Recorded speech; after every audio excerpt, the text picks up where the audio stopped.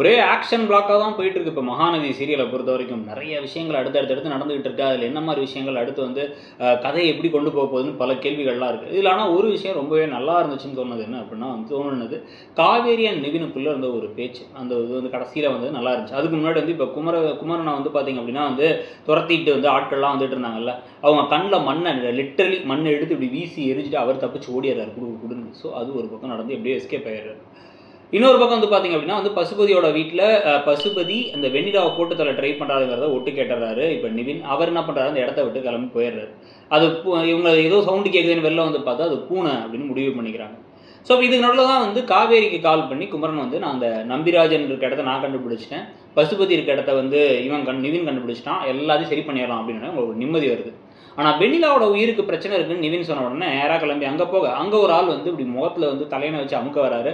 அவரை வந்து அடிச்சு வந்து இப்போ காவேரி ஒரு ஃபைட்லாம் பண்ணி அவர்கிட்ட வந்து காப்பாற்றிடுறாங்க. போலீஸ்காரங்க கையில் யாருமே சிக்க மாட்டாங்க, குடுன்னு ஓடிடுறாங்க.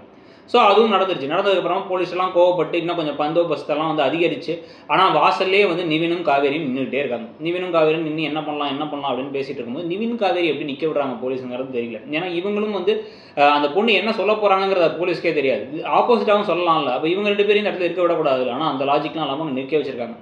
அப்போ தான் வந்து இந்த யமுனா திருப்பி கால் பண்ணி தொல்லை பண்ண ரொம்ப டார்ச்சர் பண்ணுறாளா அப்படின்னு வந்து காவேரி கேட்க, நான் தப்பு பண்ணிட்டேன், அவள் நல்ல பொண்ணு தான், பாசமாக இருப்பா, ஆனால் இப்போ கொஞ்சம் தப்பாக புரிஞ்சுக்கிட்டா அப்படின்னா இதை பற்றி பேச வேணாம், பேசினா அப்புறம் கடைசியில் எனக்கு தான் வந்து ஒன்னையும் விஜய்னு வந்து காப்பாற்றணுமான்னு எனக்கு தோணிடுவோம் அப்படிங்கிறாரு நிவின் கடுப்போட.